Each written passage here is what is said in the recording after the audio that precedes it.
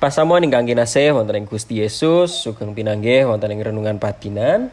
Kekasih Purwantara dinten Kamis Legi Surya kaping 2 wulan November taun 2000 langkung.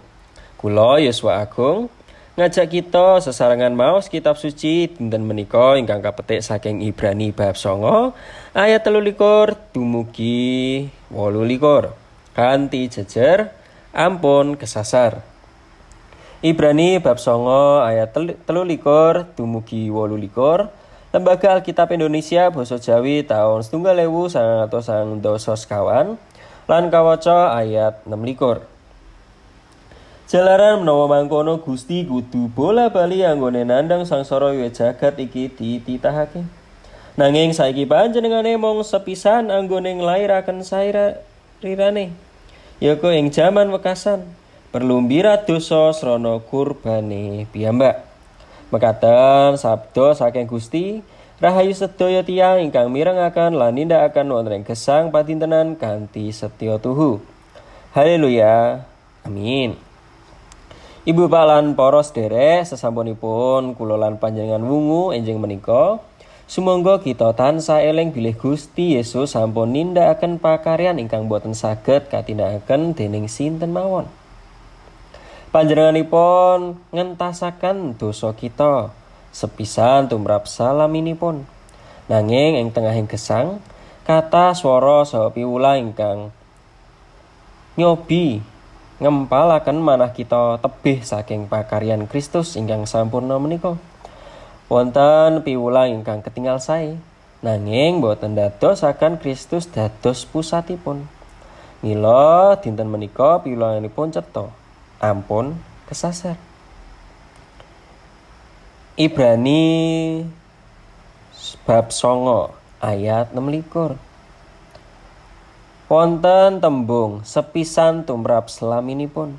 Nggih menika tandha bilih wonten piwulang ritual utawi laku rohani sanes ingkang saged nggenepi pembebasan dosa. Kathah tiyang saged kesasar amargi wiwit ragu dhateng kasampurnanipun Gusti.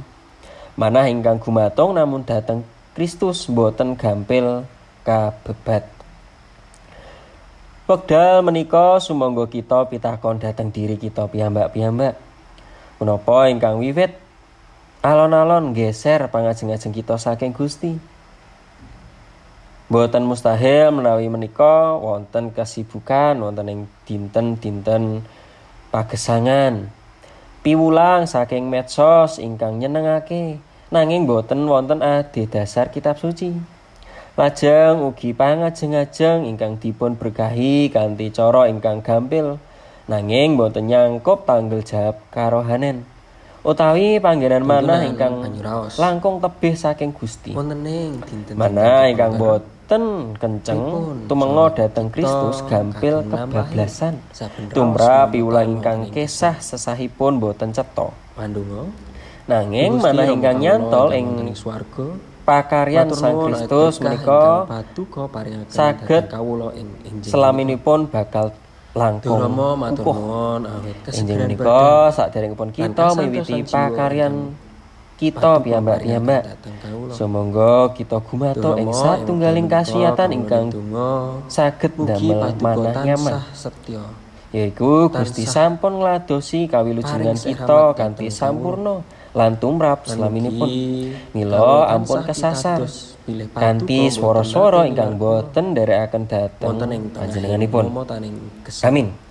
Mugi kawula ugi tansah kiyat. Gusti Yesus matur nuwun awit paduka ingkang sampun ngentasaken dosa kawula lan saged ngladosi kawilujengan ingkang kaparingaken dhateng kawula. Mugi paduka saged berkahi manah kawula supados manah kawula boten gampil kesasar dening piwulang lan panggoda wonten ing donya.